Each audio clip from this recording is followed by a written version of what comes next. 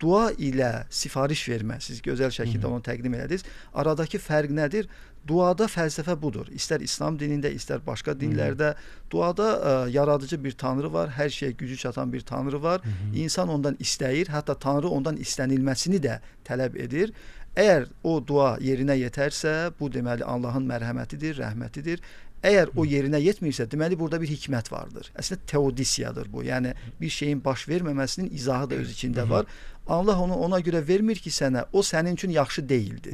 Yəni buradakı mexanizm belə işləyir. Yəni burada isə fərqlidir. Burada deyilir ki, hər şey sənin özündən asılıdır. Bəli. Yəni dində qədər anlayışı var bəli, və bəli. dində imanın şərtlərindən biridir də Bəli, qədərə inanmaq. qəza-və qədər. Qədərə inanmaq sadəcə ona təslim olub yaşamaq demək deyil. Onun üçün dəyişmək üçün sən özün işləməlisən. Belə bir təbliğat var idi.